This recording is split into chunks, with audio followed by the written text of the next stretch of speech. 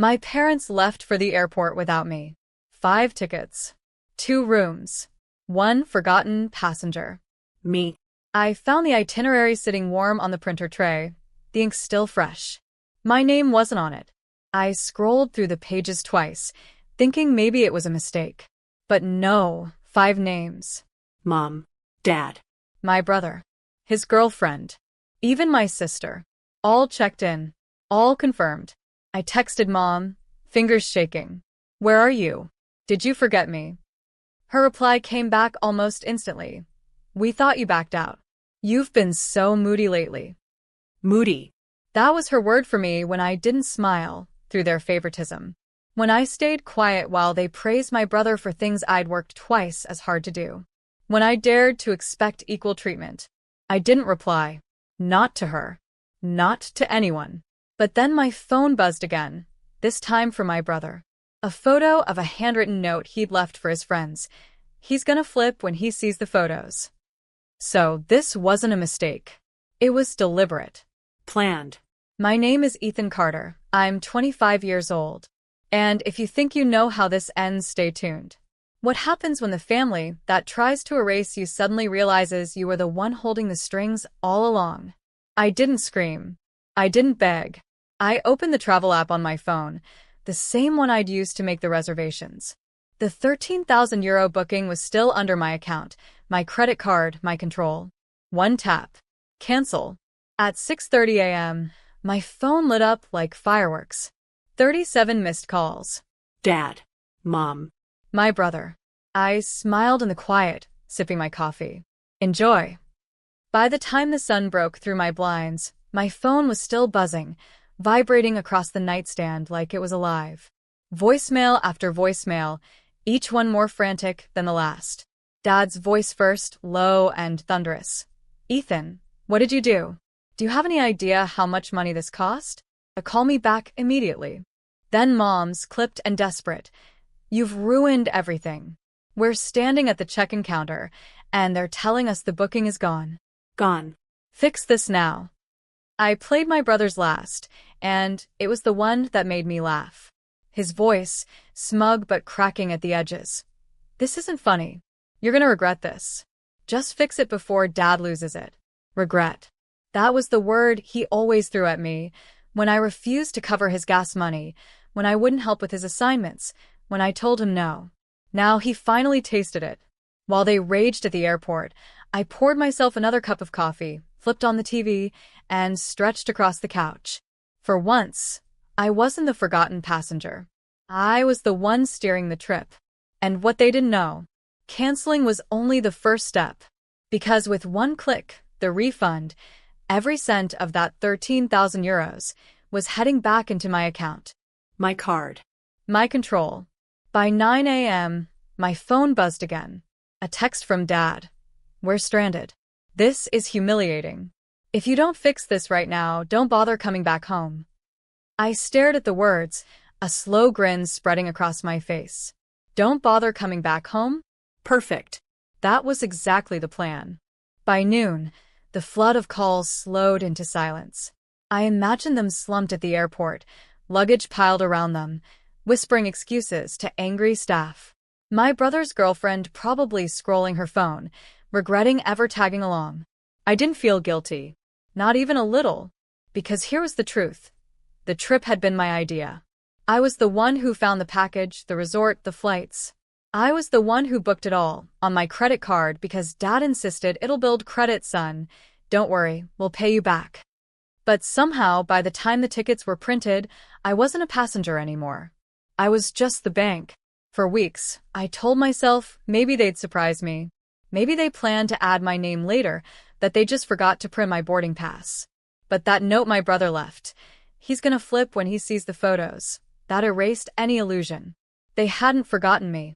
They'd erased me on purpose. So yes, I canceled it. And yes, I took back the refund. €13,000, mine again. That afternoon, Mom tried once more. Her text was short, trembling. Ethan, we'll talk when we get home. Just please don't tell anyone. Don't tell anyone. The fear in her words said it all. Dad's reputation was built on generosity, on being the provider, the man who took his family on lavish trips. What would people say when they learned it had all been me? I typed back one word: enjoy. Because the photos they planned to take, the ones meant to mock me, would never exist. And the story they thought they controlled was already slipping out of their hands. By the next morning, the whispers had already begun. My cousin texted first: "Your dad said there was a mix-up with the airline. But Uncle Joe swears he overheard your mom saying you canceled the whole trip. What's going on?" Then came another: "Wait, weren't you the one who booked everything? People are saying you paid for it." The truth was seeping out, faster than they could contain it. And the more they scrambled to spin their story, the more obvious it became. I didn't post, didn't rant, didn't share screenshots. Not yet. All I did was let a few family members connect the dots. A quiet nod here, a short reply there. "Yeah, the trip was on my card. Yeah, I saw the itinerary. My name wasn't there." That was enough. By noon, Dad called again, his voice tight with fury. "Ethan, listen to me carefully. You will tell them it was a mistake. You'll say you panicked and canceled by accident. Do you hear me? If you embarrass me over this." I cut him off. "Embarrass you? You left me behind, Dad. 5 tickets, and not one had my name. You weren't planning to take me. You were planning to humiliate me." The only embarrassment here is yours." For once, he had no comeback. Just silence. I hung up before he could recover, my hands steady, my chest lighter than it had felt in years. Because for the first time, I wasn't the forgotten son, the overlooked passenger, the quiet shadow. I was the one pulling the strings, and he knew it. And the real fallout hadn't even started. By the weekend, the story had spread beyond whispers. At Sunday lunch, Grandma called me herself. Her voice was calm, but edged with disappointment. "Ethan, tell me the truth. Did you really pay for that trip? And did they really leave you behind?" I swallowed hard. "Yes, Grandma. Every cent came from my account. And yes, they printed the tickets without me. 5 seats, not 6. She was quiet for a long moment. Then she sighed. "I always suspected your father leaned on you too much. But this is cruel." By evening, my phone buzzed with more messages. A cousin wrote, "Your dad looked like a fool at church. Everyone asked why you weren't with them. He said you had work." Nobody believed him. Another friend of the family posted a cryptic status online. "Funny how some parents forget which kid holds the receipts." The cracks in Dad's image weren't cracks anymore. They were fissures. Meanwhile, Mom's tone shifted again. Her text at midnight: "Ethan, please stop talking to people.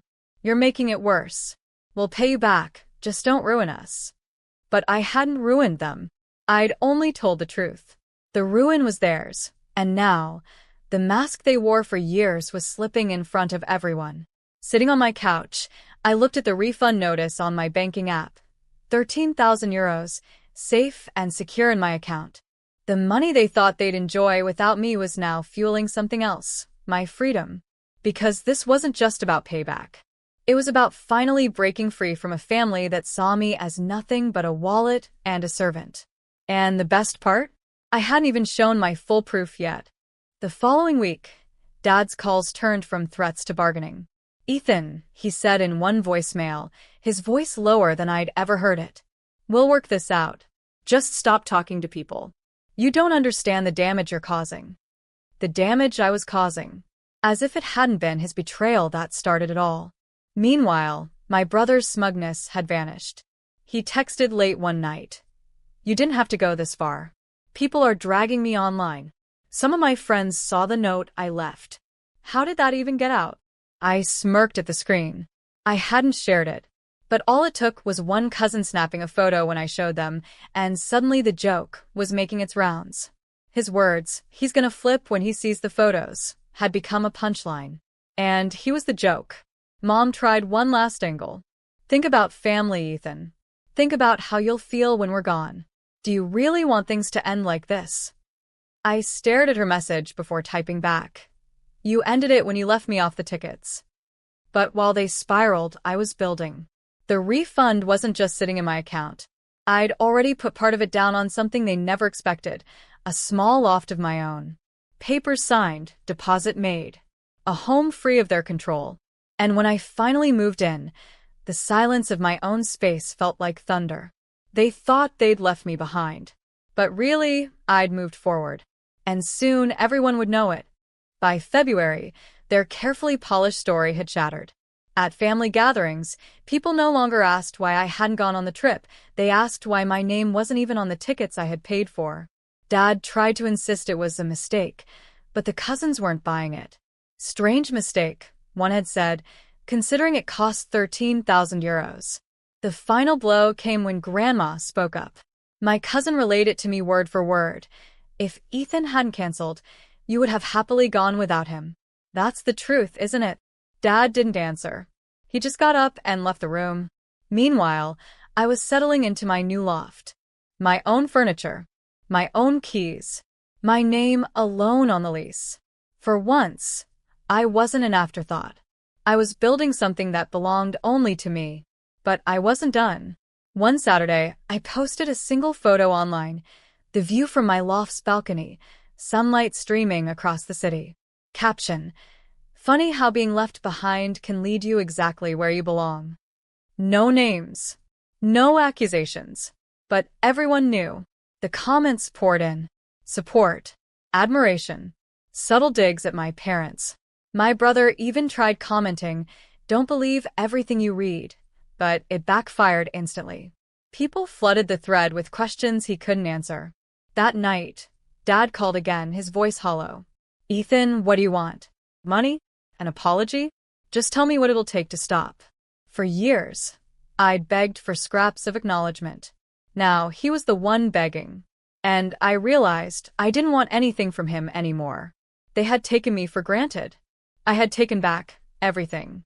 Spring sunlight spilled through my loft's windows as I brewed coffee in my own kitchen, the quiet hum of peace wrapping around me.